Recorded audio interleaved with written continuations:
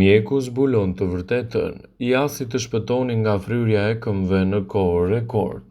Fryrja e këmbëve është një fenomen që shfaqet mjaft shpesh në raport me ankesa të ndryshme që paraqesin personat gjatë punës sonë të përditshme. Këmbët e fryra, përveç se janë të pakëndshme estetikisht, mund të jenë me dhimbje dhe të vështirësojnë ecjen. Ato shkaktohen nga kushte të caktuara mjekësore dhe duhen të trajtohen sa më shpejt që të merrni rezultate të shumëpritura. Para se të fillojmë, bëni një like videos dhe ju lutem klikoni subscribe, do të na ndihmonit shumë. Edema është një gjendje në të cilën trupi juaj do të ruajë nivele të larta të ujit. Kjo bën që pjesë të ndryshme të trupit, duke përfshirë këtu edhe këmbët, duart, të fryen më shumë, duke krijuar kështu komplikacione të ndryshme të shëndetit. Në periudha të gjata kohore ato mund të vështirësojnë edhe më shumë shëndetin dhe të shkaktojnë gjithashtu fryrje të papritura të tyre. Ato mund të shkaktohen nga qëndrimi në këmbë për një periudhë të gjatë kohore, nga ushqyerja e gjatë, nga udhëtimet me avion, ose edhe gjatë ditëve të menstruacioneve te pjesa më e madhe e femrave gjatë kësaj periudhe. Ndërkushtet themelore mjekësore në trajtimin e edemës rezultojnë në të jenë sëmundjet e mëlçisë, sëmundjet e veshkave, pamjaftueshmëria e punës së zemrës, tromboza e thellë venoze, nivele të ulta të proteinave në gjak e të tjera, të cilat mund të ndikojnë në dukshëm në situatat tuaja emergjente. Gjithashtu një këmbë e fryrë mund të jetë shenjë e një dëmtimi të këmbës, të kyçit të këmbës ose të indeve përreth. Endja është një reakcion normal gjatë lëndimeve ose infeksioneve. Shumë gra përjetojnë në fryrje të këmbëve gjatë shtatzanisë. Zakonisht, kjo pritet të ndodhë gjatë periudhës dhe nuk është për shkak të shqetësimeve pasi vjen si rezultati pesër së shtuar dhe presionin që ushtron fetusi në organizmin e femrave. Megjithatë, një edem e rëndë ose edhe një edem e papritur mund të jetë shenjë e një gjendje që rezulton e dëmshme për shëndetin e quajtur preklampsia, e cila zhvillohet pas 20 javëve të para të shtatzanisë dhe është një situatë potencialisht e dëmshme që shkakton presion të lartë të gjakut. Preklampsia e patrajtuar mund të dëmtojë veshkat, mëlçin gjithashtu edhe t'ju kushtojë jetën nëse nuk trajtohet dhe nëse nuk mbahet nën kontrollin e duhur mjekësor. Një shkaktar tjetër i entjeve tuaja të këmbëve ose edhe i pjesëve të tjera të trupit është bllokimi ose dëmtimi i sistemit limfatik dhe për këtë rast kemi të bëjmë me gjendjen e quajtur limfadema. Tromboza e thellë venoze është një shkak tjetër i zakonshëm i pamjaftueshmërisë venoze kronike, ndërsa më të rrallat janë edhe keqformimet e enëve të gjakut. Mjaft të zakonshme janë edemat e personat të cilët do vuajnë nga pamjaftueshmëria e punës së zemrës, e cila është një gjendje e rëndë shëndetësore gjatë të cilës zemra nuk e pompon gjakun në mënyrë krejt efikase. Gjatë kësaj situate zemra rreh më shpejt dhe ritmet janë jo normale. Këta persona ndihen sikur nuk ngopen dot me frymë. Kjo patologji kërkon menjëherë trajtime të vazhdueshme mjekësore dhe të mbahen nën kontrollin e duhur. Në shfaqjen e edemave luan një rol të rëndësishëm edhe funksioni i veshkave. Veshkat janë ndër organet që filtrojnë ose pastrojnë gjakun dhe ndihmojnë kështu edhe në presionin e gjakut. Diabeti dhe presioni i lartë i gjakut mund të ndikojnë në funksionin e veshkave dhe rezultatet mund të jenë gjithashtu edhe për shkak të prirjes së ekuilibrave kimik, të cilët janë të pranishëm te gjaku duke rezultuar në mbajtje të ujit dhe shfaqjes së problemeve të edemave. Trajtimi fillon nga eliminimi i shkakut dhe në rastin e sëmundjeve kronike, ato duhet të mbahen nën kontroll të vazhdueshëm. Në kushtet e shëndetit mund të arrijnë dhe t'i lehtësojnë ato. Për shembull, përdorimi i kompresave me akull në këmbë ndihmon në ngushtimin e enëve të gjakut dhe kufizon rrjedhjen e gjakut në ato zona, duke kufizuar kështu grumbullimin e lëngjeve. Por akulli ndihmon në lehtësimin e dhimbjeve, po ashtu ngritja e këmbëve mbi nivelin e trupit lehtëson qarkullimin e gjakut në drejtim të zemrës. Mjaft të rëndësishme janë çorapet me kompresim të cilat nuk lejojnë grumbullimin e lëngjeve në fryrjen e këmbëve.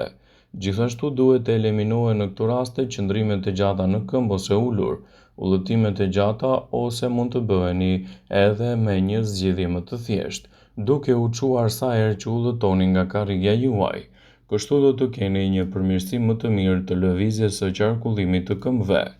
Por mund të përdorni edhe receta shtëpiake të cilat në kushte shtëpie mund t'japin rezultate fantastike në lehtësimin e këtyre problemeve. Një mënyrë tjetër për të përmirësuar shëndetin tuaj të këmbëve është që të shtoni edhe përdorimin e recetave të mentes. Një gjysmë litri ujë shtoni 2 lugje dhe mende të thata dhe i vendosni të zjenë për 20 minuta. Pastaj hiqeni ato nga zjarri dhe lini të ftohet dhe i kulloni. Në vazhdim ruani lëngun e mbledhur për një javë në frigorifer. Aplikojeni në këmbë kur ndjeni të intura dhe të lodhura. Receta me dafin gjithashtu mund të jetë një përzgjedhje fantastike. Merrni disa gjethe dafine dhe një enë me ujë. Mbusheni një enë me ujë dhe hidhini në të gjethet e dafinës. Vendoseni në zjarr të vlojë për 20 minuta. Më pas largoheni nga zjarri, lini të ftohet dhe më pas zhyteni në këmbë. Mbajini këmbët në të për të paktën 20 minuta. Pastaj vishni gjithashtu një palë çorape, në mënyrë që të mbani të njëjtën temperaturë edhe për pak kohë. Bëni të njëjtën gjë çdo ditë dhe do të ndjeni më pak probleme të këmbëve. Mjekët rekomandojnë të ndiqni këtë procedurë për të paktën një javë çdo 6 muaj. Një recetë tjetër gjithashtu është edhe më serioze për këmbët. Në raste se entje i keni më të fryra më të mëdha dhe gjithashtu mund të keni problematika të mëdha të tyre, mund të keni gjithashtu edhe një trajtim më të specializuar nga ana mjekësore. Kështu përdorimi i recetave natyrale mund të jetë një zgjidhje emergjente në rastet tuaja specifike. Fryrja e këmbëve mund të ndikojë gjithashtu në përditshmërinë tuaj. Fryrja e këmbëve shkaktohet nga 2 arsye kryesore. E para ka të bëjë me edemën, që është akumulimi i lëngjeve në inde dhe në enët e gjakut. Lëngjet akumulohen pasi keni kaluar një ditë të gjatë në këmbë. Sipas informacioneve, kjo ndodhet dhe nëse jeni mbi peshë, nëse nuk kryeni aktivitete fizike ose zemra është në vështirësi dhe tepër e dobët për të pompuar gjakun. Arsyeja e dytë është inflamacioni, që irriton dhe lehtëson fryrjen e indeve të këmbëve. Inflamacioni shfaqet nëse keni pasur një frakturë ose lëndim të tendinave.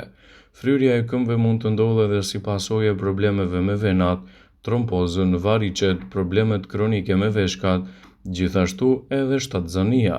Por cilat janë masat që duhet të ndërmerrni në këto raste? Për të parandaluar fryrjen e këmbëve, sipas të dhënave, sugjerohen këto hapa: konsumi kryesor i ushqimeve të kripura, veshja e çorapeve të veçanta shtrënguese, aktiviteti fizik i përditshëm, lëvizjet e shpeshta të këmbëve gjatë udhëtimeve të gjata, mbajtja e këmbëve ngritur mbi nivelin e zemrës për gjysmë ore, disa herë në ditë. Por nëse vëreni që fryrja e këmbëve mund të jetë si pasojë e një sëmundje kronike, nuk duhet që ta injoroni. Nëse vëreni se këmbët ju dhembin, nuk merrni dot frymë dhe ndiheni ekstremisht të drobitur, këshillohet që menjëherë të konsultoheni me mjekun. Por cilat janë ushqimet të cilat duhet i shmangni nga dieta juaj nëse vuani gjithashtu nga këmbët e fryra? Njerëzit të cilët do vuajnë për ditë dhe përsëriten këmbët e tyre të fryra duhet të shmangin këto produkte të mëposhtme: alkooli, proteina shtatzore, mishi i viçit, kafeina, çokolata, produktet e bulmetit, ushqimet e skuqura, ullinjt, turshit, duhani, mielli i bardhë, gjithashtu edhe sheqeri. Por cilat janë ushqimet që ndihmojnë kundër këmbëve të fryra? Një regjim ushqimor i përshtatshëm për këtë problem duhet të përfshijë domaten, vajin e ullirit, barishtet si spinaqi të ngjashme me të, arrorët si bajamet dhe arrat, salmoni, skumbria, peshku dhe sardelet, frutat si luleshtrydhet, boronicat, qershit dhe portokalli. Për më tepër, ekspertët rekomandojnë pirjen e të paktën 8 gota uji në ditë. Gjithashtu, çaji i majdanozit ju ndihmon të nxirrni jashtë trupit lëngjet e akumuluara. Atë mund ta përgatisni duke zgjerrë 2 lugë gjethe të thata majdanozi ose në formën e pluhurit në 2 gota me ujë. E lini që gjethet e majdanozit në ujë të qëndrojnë gjatë gjithë natës.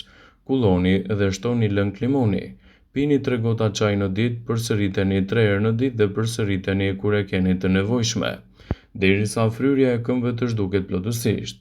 Vëmendje, ju bëjmë dije se informacionet në këtë video kanë për qëllim që të plotësojnë, të mos zëvendësojnë në këshillat e mjekut tuaj ose ato të ofruesit të kujdesit tuaj shëndetësor, dhe nuk kanë për qëllim që të mbulojnë të gjitha përdorimet e mundshme, masat paraprake, ndërveprimet ose dhe efektet e tyre negative për shëndetin tuaj. Pasi ta dëgjonit këtë video, do ju ftoja t'i bënit like dhe ta shpërndanit atë në profilin tuaj në mënyrë që të informohen dhe miqtë e tu.